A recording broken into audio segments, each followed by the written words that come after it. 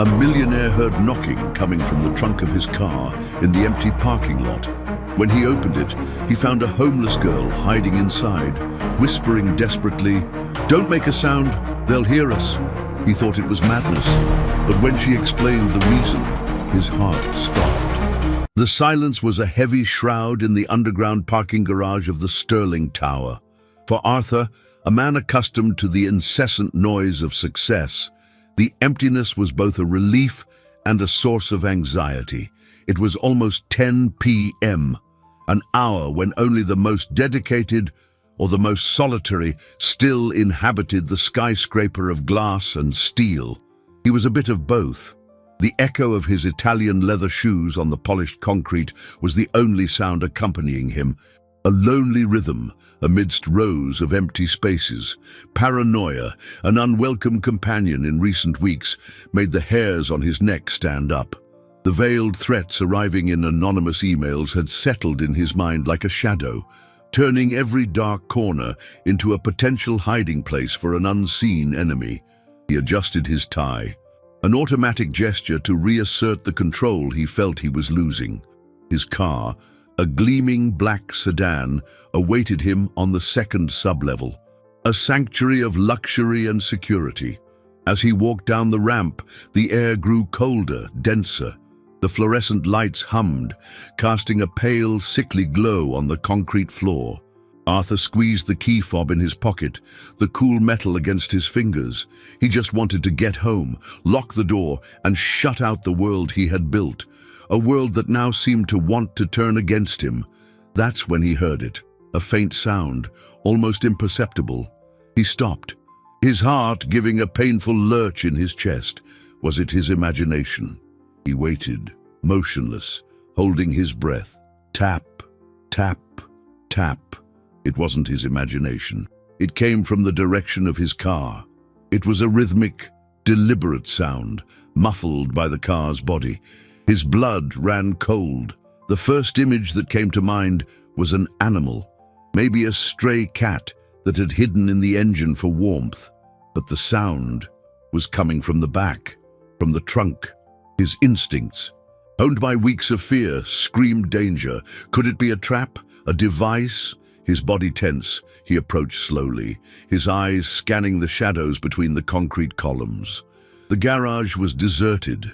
Only the car of one of the cleaners, a woman who always gave him a tired good night, was parked on the level above. He circled the vehicle, his heart hammering against his ribs. The tapping stopped. The silence that followed was even more terrifying. He hesitated for a long moment, his hand hovering over the trunk release button. What if it was the worst? What if, by opening it, he sealed his fate? But the uncertainty was an even greater torture. With a quick, decisive move, he pressed the button. The trunk lid opened with a soft click and a hydraulic hiss.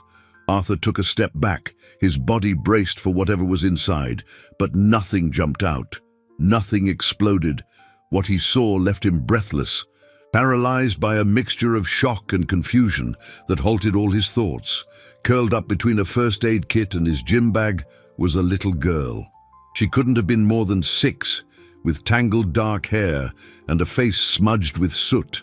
She wore a flimsy, faded dress, completely inadequate for the night's chill. But what held him captive were her eyes, large, dark, and filled with a fear so deep it seemed too ancient for a child. He recognized her. She was the little girl he sometimes saw near the stoplight a few blocks away, the one to whom he would discreetly give a $20 bill or a snack when their eyes met. A flood of questions washed over him. How did she get in there? Why? Before he could form a single word, the girl raised a small, trembling hand and brought her index finger to her lips, a universal gesture for silence. Her eyes widened, filled with a desperate urgency.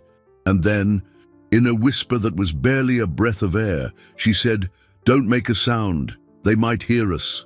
The word "they" hung in the cold garage air, heavy with a weight Arthur felt in the pit of his stomach. For an instant, the world seemed to shrink, focusing only on the frightened face of this child in his trunk. "Who's they?" he whispered back, his voice hoarse, almost inaudible. He instinctively lowered the trunk lid, leaving just a crack so they could talk without being seen, a gesture that transformed him from a potential victim into the accomplice of a terrifying secret. The girl, whom he now saw in the dim light, had the wisdom of fear in her eyes. "The bad men," she murmured, her lips barely moving. "I saw them down by the ground floor exit, two dark SUVs parked in the shadows. They were waiting." Arthur's paranoia, which until then had been a whispering voice in his mind, was now screaming. The anonymous threats, the feeling of being watched, it all clicked into place with horrifying clarity. But how could this little girl know? "How do you know they were waiting for me?" he asked, trying to keep his voice calm so as not to frighten her further. "I heard them," she answered, her voice trembling. "They talked about the man in the big car who always leaves last. That's you, right? You always give me some cash." A chill ran down Arthur's spine. She wasn't imagining things. She watched him, his discreet generosity, one of his few acts of genuine connection with the world outside his corporate bubble, had forged an unexpected bond, a tiny guardian he never knew he had. "I hid when I saw them looking this way. The trunk was a little bit open," she explained, as if justifying her trespass. He felt a pang of guilt. That minor defect in the latch, which he had been putting off fixing, might have just saved his life. The duality of his situation hit him hard. He was a powerful man, with the resources to fight any corporate enemy, yet here he was, huddled in the sub-level of his own building, being warned by a street kid. His protective instinct, normally reserved for the vulnerable he helped from a distance, now focused entirely on her. She was no longer a stranger. She was an ally. "All right," he said, a decision forming in his mind. "We need to get out of here without them seeing us. But first, I need to be sure." He looked around. The small security booth on this level, usually empty at this hour, had a monitor displaying the feeds from the garage's cameras. It was his only chance to confirm her story without exposing himself. "Stay here. Don't make a single sound," he ordered softly, closing the trunk completely, plunging her into darkness. Her heart must be racing, he thought, feeling the weight of his responsibility. He moved in silence, crouching between cars, each step a gamble. The sound of his shoes seemed like thunder in the oppressive silence. Finally, he reached the glass booth. The door was unlocked. He slipped inside and his eyes went straight to the wall of monitors. His hope for an answer shattered in an instant, replaced by an icy dread. The screens were all blue, each displaying the same message in stark white letters: "No signal." It wasn't a technical glitch. Every camera, from every angle, on both levels, had been cut. Someone didn't want any witnesses to what was about to happen. The girl wasn't exaggerating. They weren't just waiting. They had prepared the ground, and he had just walked into their trap. Arthur returned to the car with the quick, silent steps of a predator, though he felt like prey. His pale face and clenched jaw were the only evidence of the storm of dread building inside him. The girl, now a silent ally in her metal refuge, was his priority. He opened the trunk again, this time with a contained urgency. Her eyes met his in the gloom, questioning and full of an intelligence that belied her young age. "You were right," he said, his voice low and tense. "The cameras are out, all of them. Someone planned this very carefully." He saw a tremor run through her small body, but she didn't cry. She just nodded, as if the confirmation of her worst fears was, somehow, a relief. She wasn't crazy. The danger was real. "What's your name?" he asked suddenly, realizing how absurd it was not to know what to call the person who had just saved his life. "Lena," she whispered, the name sounding fragile in the heavy air. "Lena," he repeated, "my name is Arthur, and I'm going to get us out of here, I promise." He helped her out of the trunk, and her bare, dirty feet touched the cold concrete floor without a sound. She was as small and light as a bird, but there was a strength in her grip, when her little hand found his. For a child who lived on the streets, survival instinct was second nature. For Arthur, a man who orchestrated million-dollar deals from a glass tower, that instinct was reawakening in a brutal, primitive way. The initial plan was simple: ditch the car and leave on foot. Using the vehicle would be like announcing their position. They needed to go up, back into the building, find a working phone or an alternate exit on the upper floors. The most obvious route was the elevators. "Come on," he said, pulling her gently, "to the elevators. They won't be expecting us upstairs." They moved through the shadows, an unlikely pair fleeing an invisible threat. The garage, once just a functional space, now felt like a labyrinth of columns and darkness, where every sound echoed menacingly. The hum of the lights seemed to mock them. They reached the elevator bay, a small, brightly lit marble niche. Arthur jabbed the call button, his finger pressing hard on the plastic. Nothing, no light came on, no sound of an approaching car. He pressed it again and again. The silence was the only answer. Panic began to rise in his throat like bitter bile. He ran to the service panel next to the doors, prying open the small metal door. The wires were intact, but the main breaker had been switched off. It wasn't a power outage, it was a deliberate, precise cut. Someone had isolated the sublevels. Okay, he muttered, more to himself than to Lena. "We have the stairs." He grabbed her hand again, her small, cold palm in his, and led her to the heavy, red metal door in the corner of the garage. The word "exit" painted in bold white letters. It was the emergency stairwell, a guaranteed path to safety, built to withstand fire and chaos. It was the fail-safe. Arthur pushed the horizontal panic bar with the confidence of someone who knew safety protocols. The bar moved, it clicked, but the door didn't budge. He frowned, confused. He pushed harder, putting his body weight against the cold metal. The door groaned in protest, but remained stubbornly shut. It wasn't jammed, it was locked. From the outside, he peered at the crack between the door and the frame, and his heart stopped. Wedged on the other side, completely blocking the mechanism, was a heavy metal wedge, hammered in tight.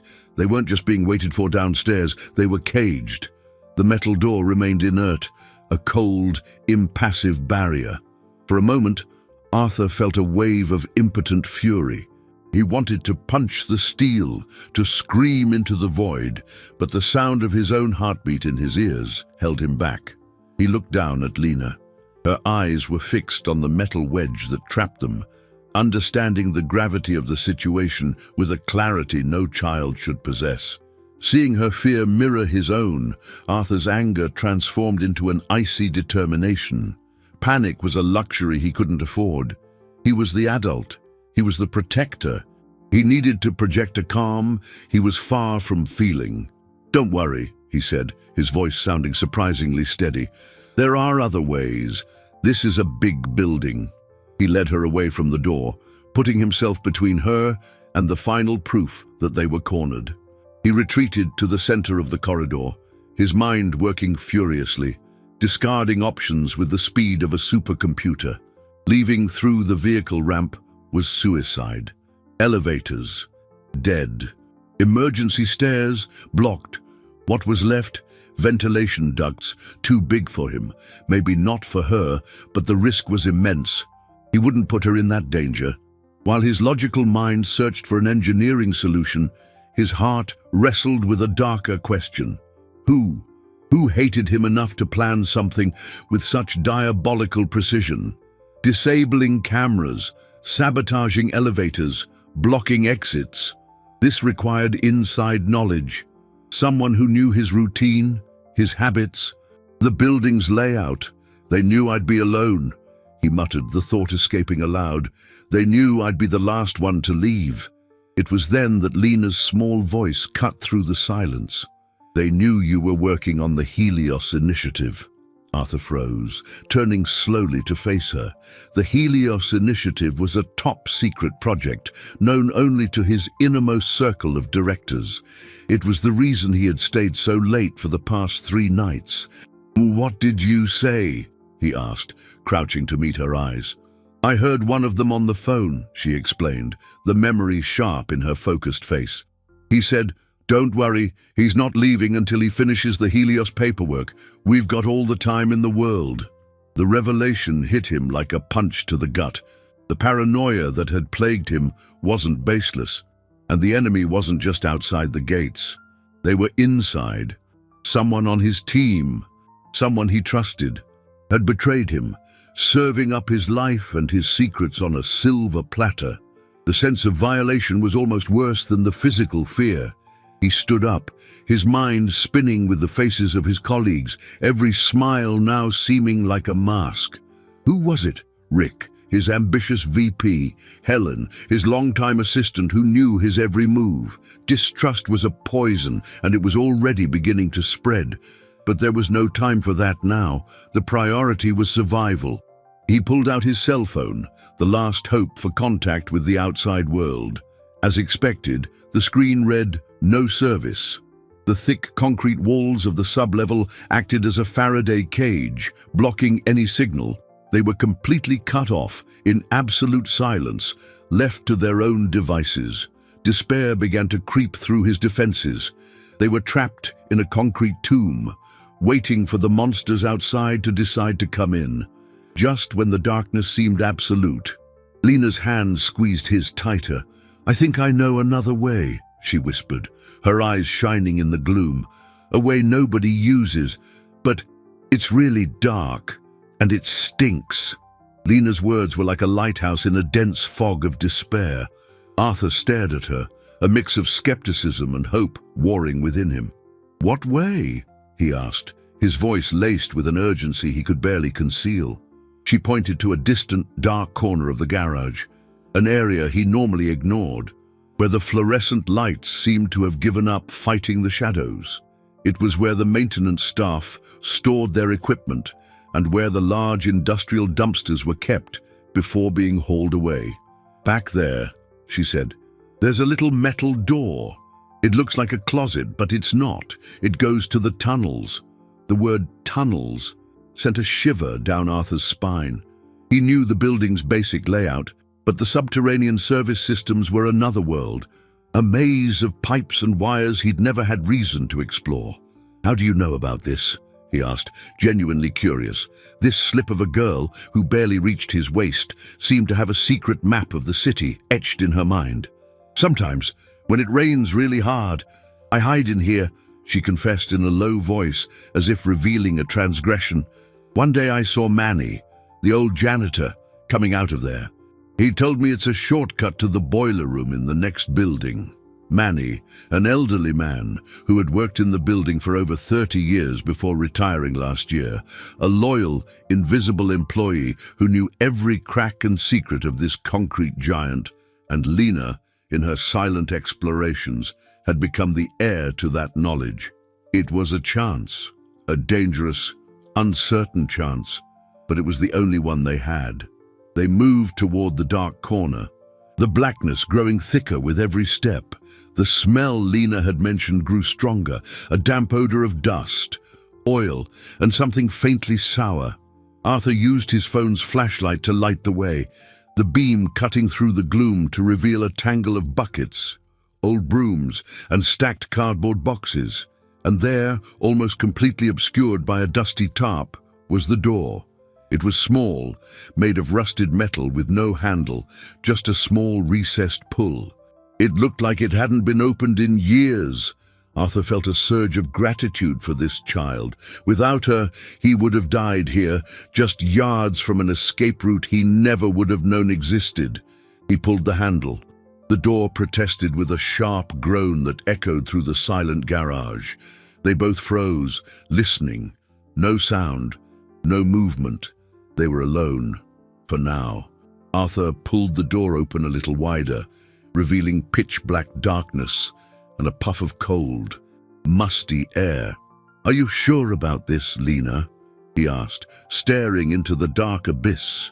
She just nodded, her large eyes reflecting the light of his phone. Her courage shamed and inspired him. He took a deep breath.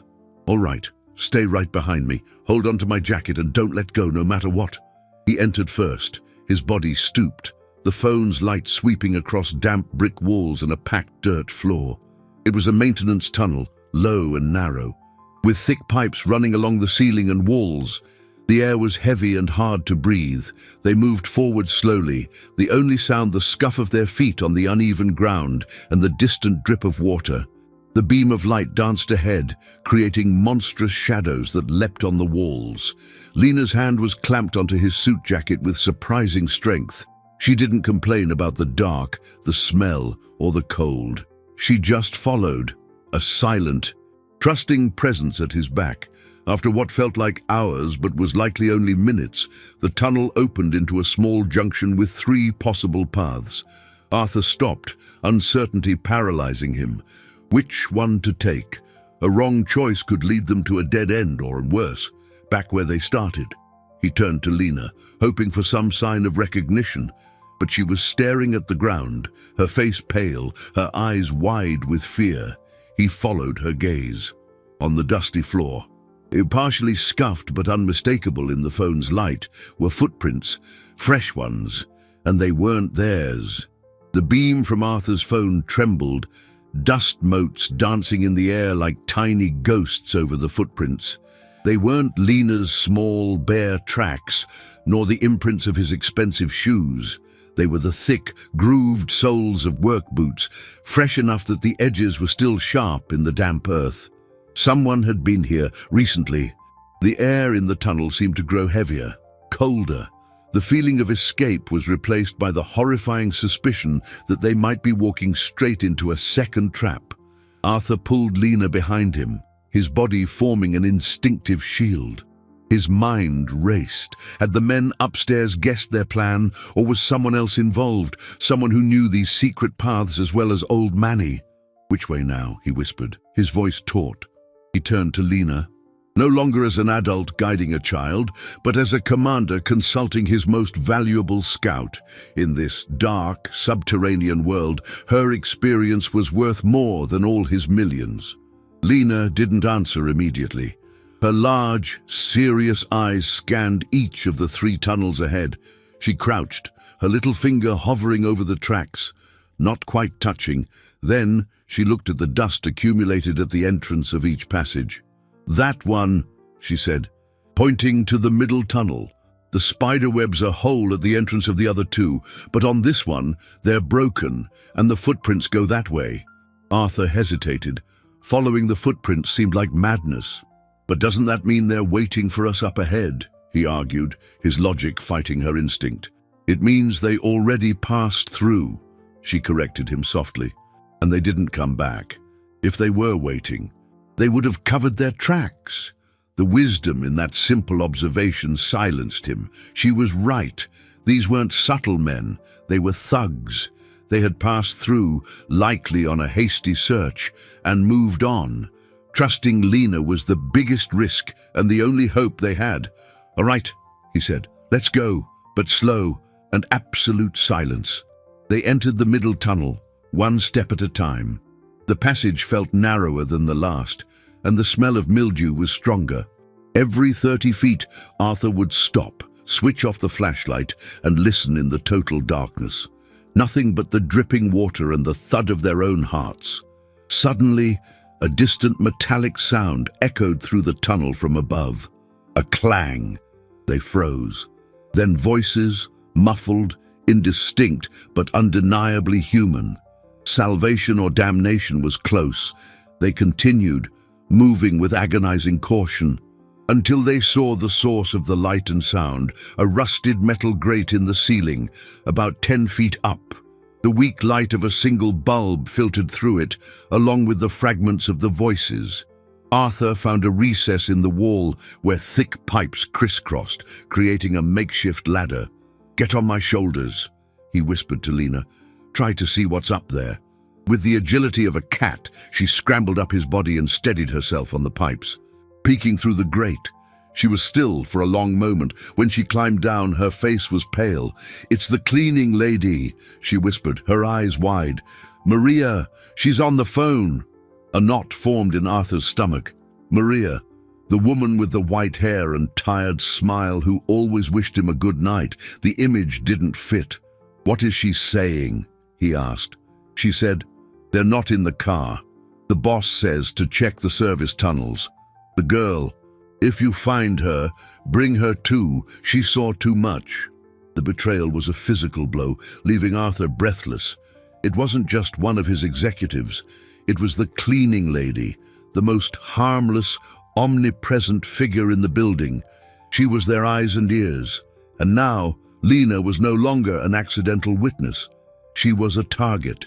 In the midst of this terrifying thought, a loud sound of metal dragging on concrete came from above. Lena looked at him.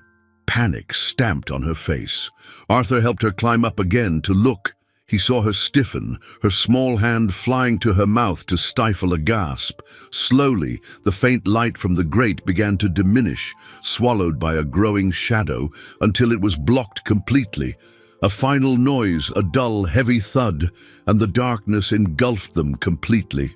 Maria had covered the grate with a heavy steel plate, sealing their only way out and plunging them into the most absolute, terrifying darkness.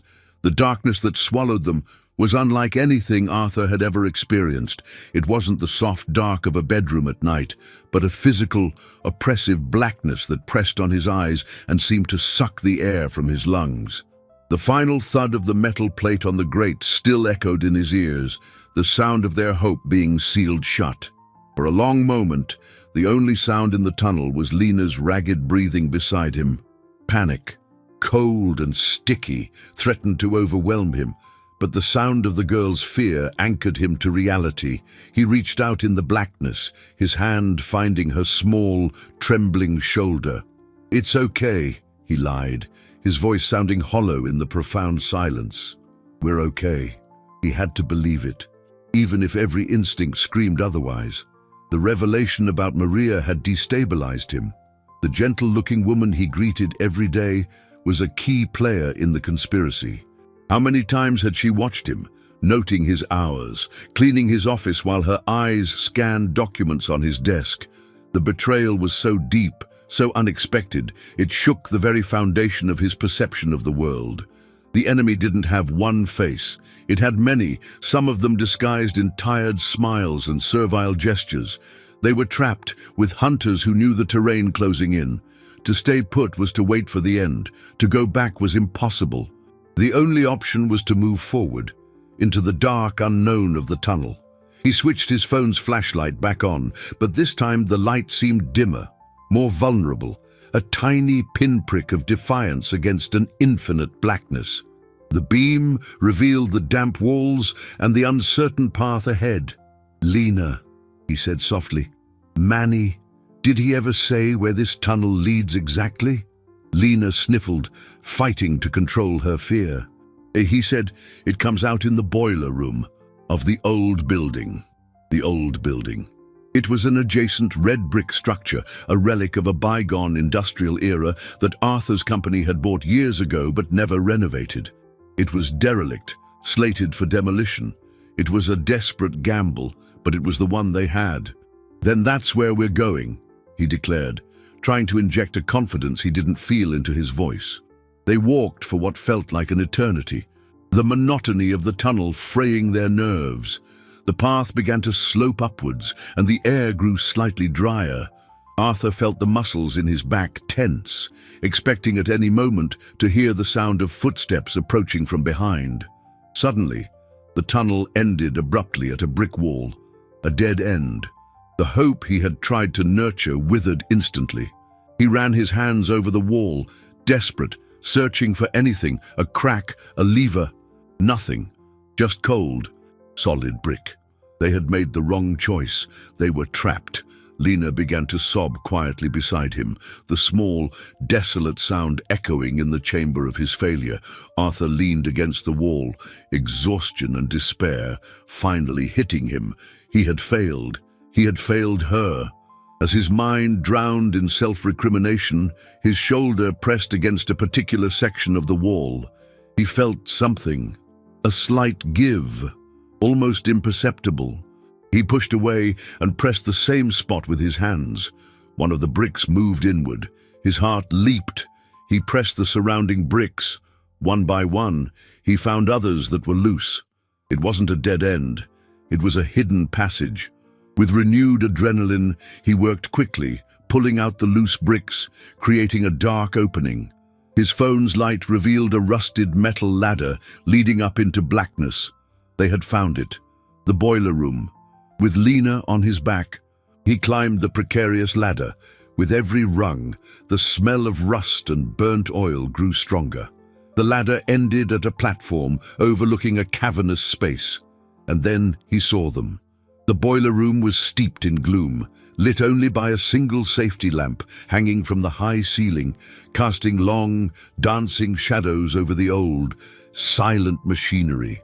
But that wasn't what made him freeze, his blood turning to ice.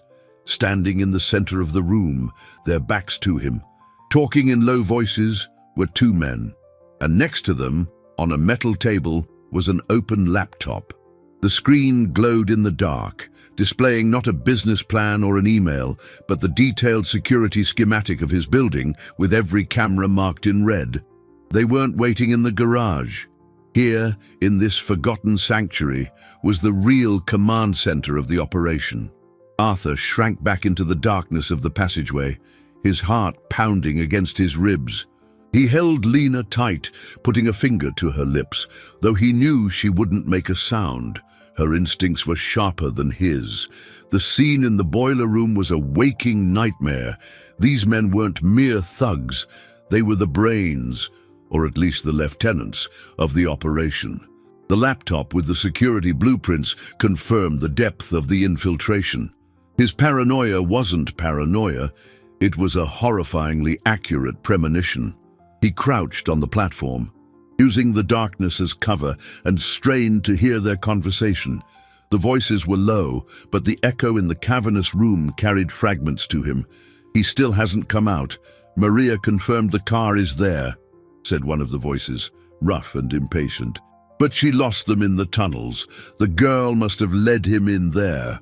The mention of Lena made Arthur's blood boil. She wasn't collateral damage. She was part of their plan now. A loose end they needed to eliminate. Arthur's protective determination solidified into a cold, calculated rage. "The boss is losing patience," said the second voice, calmer, more sinister. "He wants the servers accessed by dawn. If Andrade doesn't cooperate, we move to Plan B." Plan B. The phrase hung in the air, ripe with terrifying possibilities. What could be worse than the ambush they had already laid? Arthur needed more information. Who was the boss? What was on the servers that was so important? His mind, trained to analyze business risks and strategies, began to work on a new kind of problem. He wasn't an action hero, but he was smart. He needed to use his brain, not his brawn.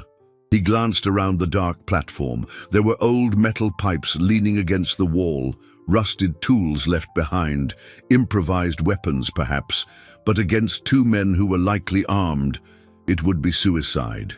He needed a distraction, something to separate them, to give him a window of opportunity to escape unseen. Lena tugged on the sleeve of his jacket. When he looked down, she was pointing at something he hadn't noticed. A large red valve wheel, connected to one of the main pipes that ran down to the dormant boilers. Next to it, a faded plaque read, "Emergency Steam Release." It was an old system, likely unused for decades, designed to vent pressure from the boilers in case of overheating. Would it even work? It was a huge risk. The noise could draw their attention, but it could also create the chaos he needed. He looked at the men, then at the valve. It was the only card he had to play. He gestured for Lena to hide behind a large metal girder, as far from the valve as possible. She understood immediately, moving like a shadow. Arthur approached the red wheel. It was caked in rust and grime. He gripped it with both hands, planting his feet firmly on the platform. He pulled. The wheel didn't budge. It felt welded shut by time. He grunted, adrenaline flooding his system, putting all of his strength into the motion. The muscles in his arms and back screamed in protest. The wheel groaned, a high-pitched metallic shriek that sounded like a gunshot in the silence. Down below, the two men spun around, looking up into the darkness where he stood. "What was that?" one of them said, his hand moving to his jacket. They had heard him. It was over. Just as panic threatened to paralyze him, the wheel finally gave way, turning with a deafening screech. A deep, guttural hiss began to emanate from the bowels of the pipes, a sound that quickly grew into a thunderous roar. The entire platform began to vibrate beneath his feet. Before the men could react, a deafening jet of scalding white steam erupted from an exhaust pipe on the far side of the room, enveloping everything in a thick, choking fog. The roar of the steam was deafening, an invisible monster filling the boiler room with its furious scream. Arthur was thrown back by the vibration, his ears ringing. The scalding white fog rose instantly, swallowing the two men and the glow of the laptop in an impenetrable cloud. Shouts of surprise and pain echoed from below, followed by violent coughing. The distraction had worked, perhaps too well. He scrambled to where Lena was hiding, the heat from the steam already rising and making the air hard to breathe. "Now!" he yelled over the din, grabbing her hand. "We have to get out of here." They clambered down the metal ladder as fast as they could, the rungs slick with condensation. By the time their feet hit the concrete floor, the room was almost completely obscured by the fog. Arthur could see only silhouettes moving disorientedly in the chaos. This was their chance. He pulled Lena toward the opposite wall from where they entered, seeking the main door he assumed would lead out of the abandoned building. They moved in a crouch, using the husks of the old boilers for cover. The noise was their best camouflage. Suddenly, a figure staggered out of the fog, directly into their path. It was one of the men, his face red and eyes watering, coughing uncontrollably. Arthur froze, his heart in his throat. He pushed Lena behind a large metal pillar and braced himself for a confrontation. The man saw him. His eyes widened in recognition, then narrowed in fury. He lunged forward, his hand still inside his coat. Arthur didn't think. He acted on pure protective instinct. He snatched a piece of rusted metal pipe from the floor and swung it with all his might, not at the man, but at a sparking, ancient electrical panel on the wall beside him. The impact of metal on metal produced a blinding shower of sparks, followed by a loud pop. The few lights still working in the room flickered and died, plunging everything into near total darkness, broken only by the ghostly glow of the steam, illuminated by the single remaining emergency lamp. The man recoiled, momentarily blinded. It was the opening Arthur needed. He grabbed Lena and ran, stumbling through the dark, guided only by his memory of the room's layout. He found the door, a heavy metal push-bar just like the one in the stairwell. He threw his shoulder against it, and it groaned open, revealing not the night outside, but another dark, dusty corridor. They slipped through, and Arthur pulled the door shut behind them, hoping the noise from the steam would muffle the sound. They were in a service hallway of the abandoned building. The air was still and smelled of decay. At least they were out of the boiler room. But they weren't safe. Arthur knew it wouldn't be long before the men recovered and came after them.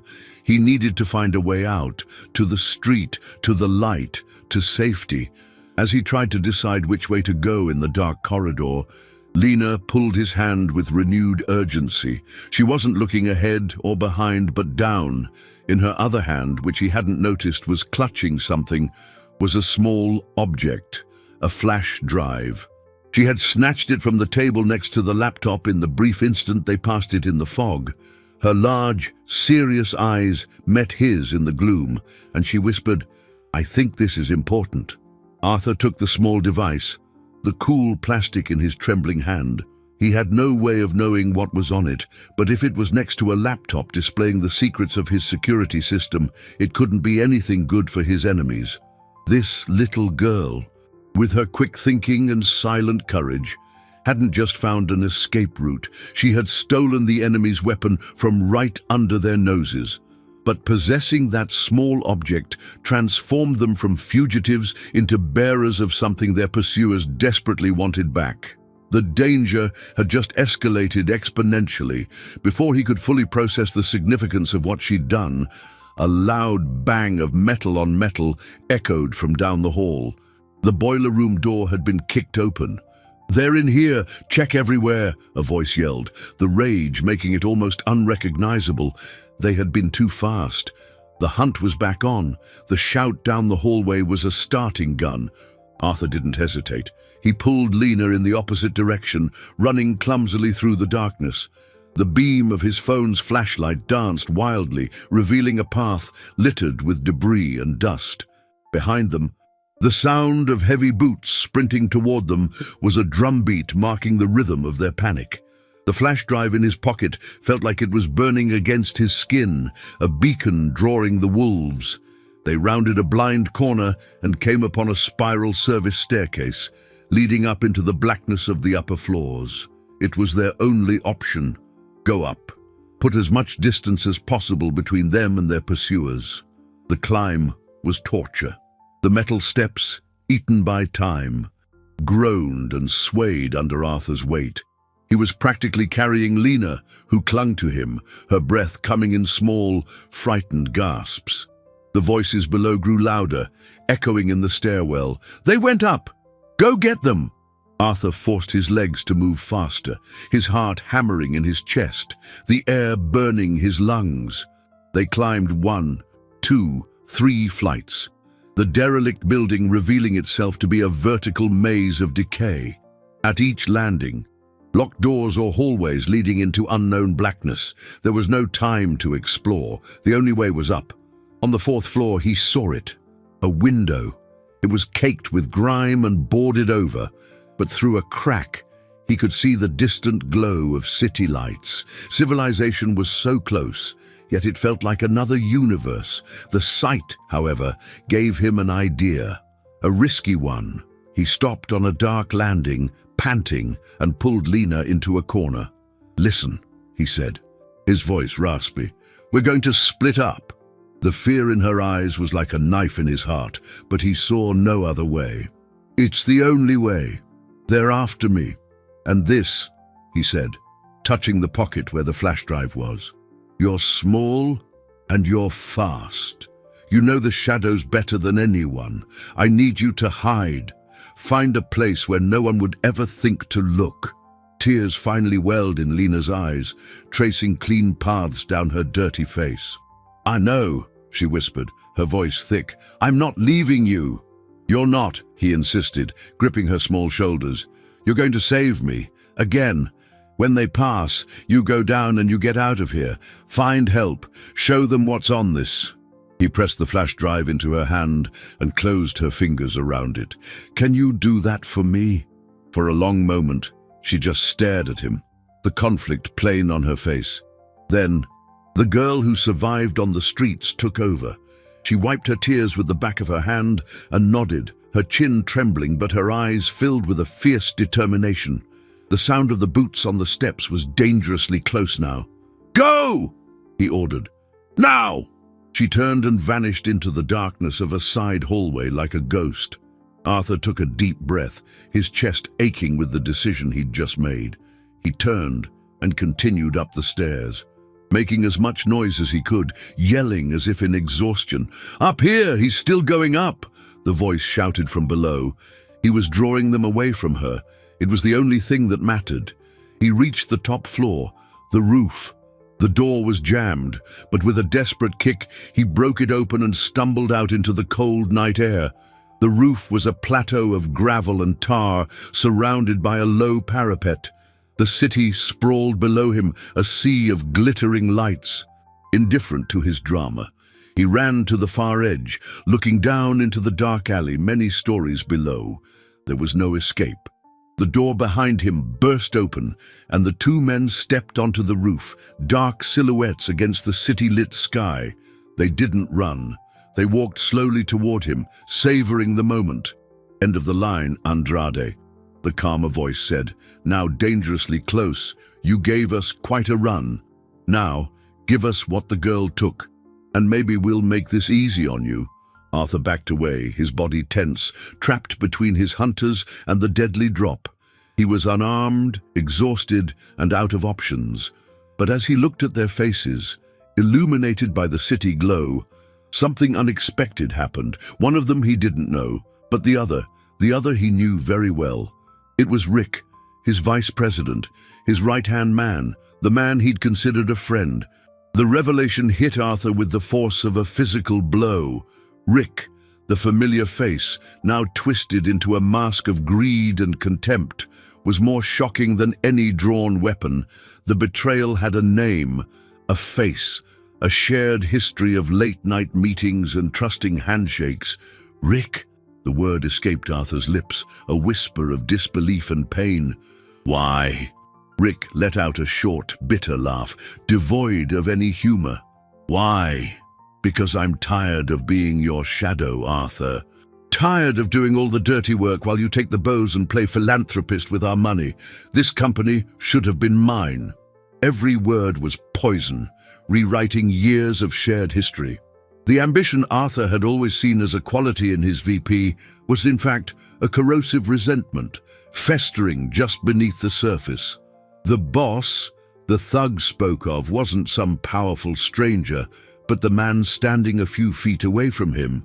"What's on the servers? What's on this flash drive that's worth all this?" Arthur asked, his mind racing to buy time, to understand the scope of this conspiracy. "Everything," Rick said, taking a step forward. "Proof, records of all our side deals, arrangements you, in your impeccable morality, would never approve. We were about to move everything to offshore accounts, wipe the records, and leave you holding the bag as the company collapsed, looking like an incompetent fool. But you and that little street rat had to ruin everything." The puzzle snapped into place. It wasn't just personal revenge. It was a massive corporate coup, designed to gut the company and destroy his reputation. The ambush in the garage wasn't to kidnap him, but to force him to grant access to the servers, to accelerate their timeline. His silent refusal, orchestrated by Lena, had unraveled their plan. Arthur glanced at the chasm behind him, and then at the two men before him. He was in a perfect trap, but they didn't know one thing.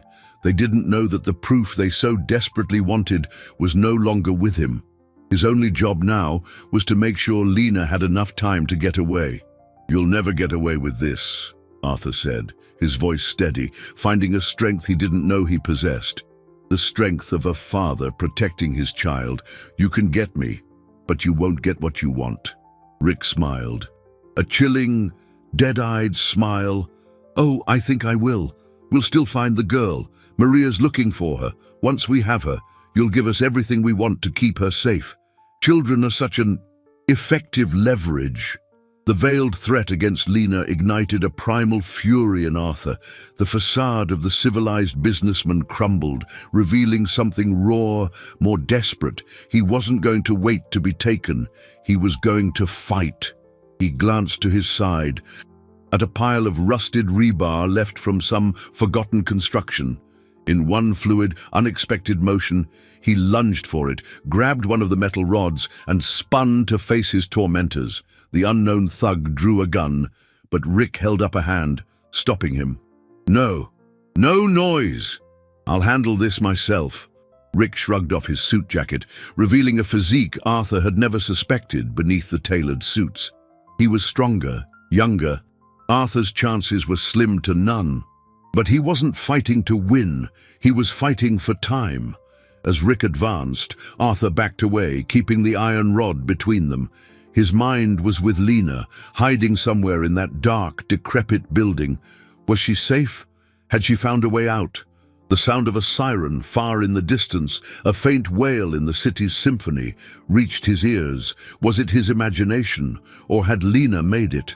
The hope was a small, flickering flame, but it was all he had. Rick attacked, fast and brutal. Arthur parried the blow with the rebar, the impact vibrating up his arms. He was outmatched, exhausted, and untrained. Rick disarmed him with a quick twist, the iron rod clattering to the ground. He was defenseless, Rick grabbed him by the collar, his face inches from Arthur's, his eyes burning with hatred. "It's over, Arthur." He shoved him hard, backward, toward the edge of the roof. Arthur stumbled, his heels finding empty air. He teetered, his arms flailing. The 12-story drop a terrifying certainty. The world turned upside down. For a fraction of a second that stretched into an eternity, Arthur felt nothing but the void beneath his feet. The city lights became a warm, colorful blur, rising up to meet him as the cold night wind screamed in his ears. The image of Rick's triumphant face was the last thing he saw before his body tipped backward into the darkness. The end. This was how it ended. Not in a boardroom, not in a hospital bed in his old age, but in a silent, anonymous fall from a forgotten building. A flash of images flooded his mind. His father's disappointed face, the glow of his first $1 million, the loneliness of his luxury penthouse, and then Lena's face, her wide, frightened eyes in the trunk, the trust in her small hand, the flash drive she'd given him. He had left her all alone, survival instinct. A force older and more powerful than any conscious thought exploded through his body. At the last possible moment, his fingers closed around something solid, the rough, cold edge of the concrete parapet. A shock of pain shot through his arms as his full weight yanked him down, his shoulders nearly ripping from their sockets, his fingernails scraped stone, the skin tearing, but he held on. He was dangling, alive. Breath returned to his lungs in a desperate gasp. Above him, Rick's face was a mask of shock and fury. His easy victory had been stolen. "You just don't die, do you?" he snarled, stepping to the edge. He raised his foot, ready to stomp on Arthur's fingers, to finish the job. Hanging between life and death, muscles screaming, vision tunneling, Arthur saw with absolute clarity. He wasn't fighting for his company. He wasn't fighting for his reputation or his money. He was fighting for her. The little girl who saw him not as a millionaire, but as the man in the big car, who was kind to her. The child whose loyalty and courage outshone all the betrayal and greed he had just witnessed. In that moment, he understood that the life he had so carefully protected, the life of luxury and isolation, meant nothing. But the chance to see Lena safe, to give her the life she never had, meant everything. That protective love, pure and fierce, was a surge of adrenaline that set every fiber of his being on fire. As Rick's shoe came down, Arthur used his last ounce of strength. He swung his body, using the pendulum motion to kick out at Rick's other supporting leg. The blow was clumsy, desperate, but it worked. Caught off guard, Rick lost his balance. He staggered backward, his arms windmilling wildly, his shout of surprise turning into a scream of panic. He tried to right himself, but his expensive dress shoes slipped on the loose gravel near the edge. He fell, not away, but toward Arthur, his body slamming into the parapet. Arthur felt Rick's hands clamp onto his wrists, not as an act of salvation, but in a spasm of panic, a desperate attempt to hold on to anything. The added weight was too much. Arthur's fingers, already at their limit, began to slip. The concrete crumbled under the strain, the stone giving way. The sound of the sirens, once distant, was now unmistakably louder, rising from the streets below, but it was too late. With one last cry of effort and terror, Arthur's grip failed, and locked together in a deadly embrace, he and Rick plunged into the abyss. The fall was a symphony of terror. The wind roared, stealing breath and screams. Arthur closed his eyes, accepting the inevitable. But the final impact never came. Instead, a violent jolt, a searing pain across his torso, and the world stopped falling. He opened his eyes, blinking in confusion. He wasn't flying, nor was he splattered on the pavement. He was suspended in midair, about 2 stories below the roof. A tangle of thick cables and old construction tarps, attached to forgotten scaffolding on the side of the building, had broken his fall, snaring him like an insect in a web. Rick hadn't been so lucky. His grip had broken loose during the initial tumble, and Arthur had seen him plummet past, a dark shape disappearing into the blackness of the alley. He hung there, broken and battered, adrenaline the only thing keeping him conscious. Red and blue lights pulsed below, illuminating the mouth of the alley. The sirens were deafening now. Help had arrived, and he knew, with a certainty that warmed his heart, despite the cold and the pain, who was responsible. Lena. She had made it. She had saved him one last time. The sound of hurried footsteps on the roof above, followed by powerful flashlight beams sweeping the side of the building, confirmed his hope. "There!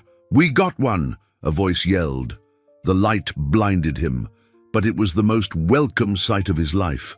The rescue was a slow, meticulous operation. Firefighters rappelled down, secured him in a harness, and hoisted him back to the safety of the roof where paramedics and police officers were waiting.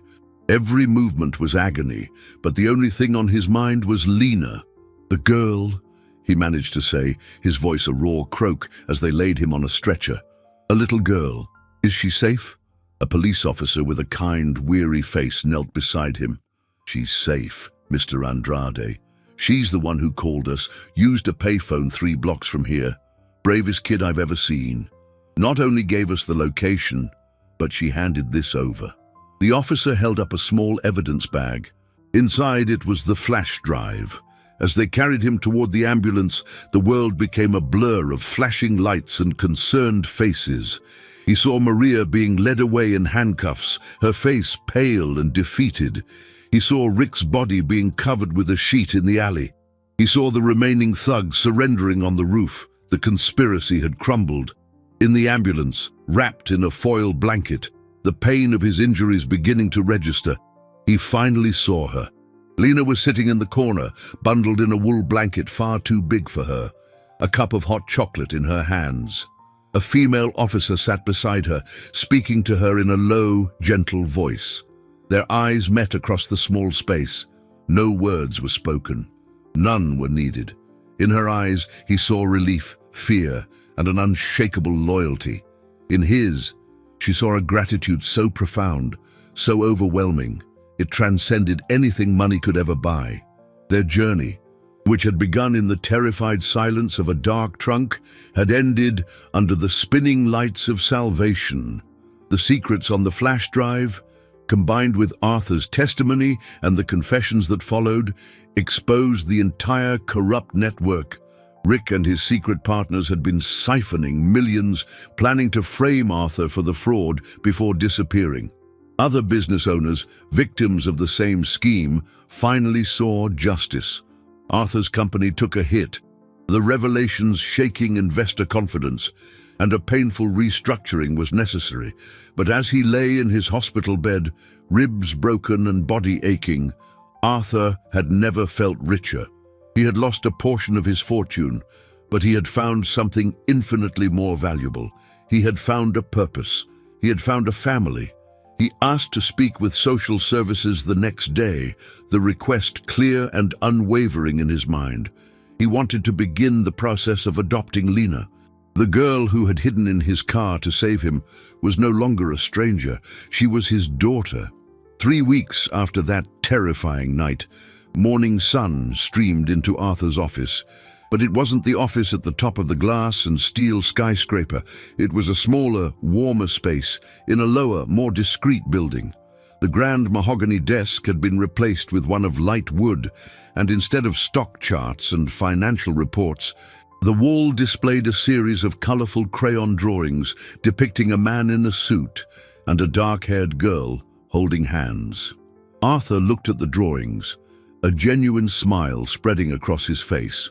His ribs still ached if he breathed too deeply, and the bruises were only just starting to fade, but he had never felt more whole. The door opened and Lena came in, not with the shyness of a street kid, but with the bouncing confidence of someone who belonged. She wore a bright yellow dress and new sneakers that shone in the light. In her hands, she carried a small pot with a single daisy. "For your desk," she said. placing it carefully next to the picture frame that now held their first photo together, taken the day she was released from the temporary shelter. For good luck, Arthur reached out and stroked her hair, now clean and tied back in a ponytail. "It's the most beautiful thing I've ever seen," he said. And he meant it. The simplicity of that gesture, the purity of that affection, was worth more than any work of art he had ever owned. The investigation had revealed the truth behind Lena's presence that night. Her childlike intuition, sharpened by life on the streets, had made her notice the bad men, and Maria's suspicious behavior weeks earlier. She began following them, not out of heroism, but out of a protective instinct for the one person who had ever shown her kindness. She had stumbled upon their plan by accident, overhearing conversations and piecing things together. Hiding in the trunk was a desperate act by a child trying to warn a friend, the only way she knew how. Her story ran even deeper.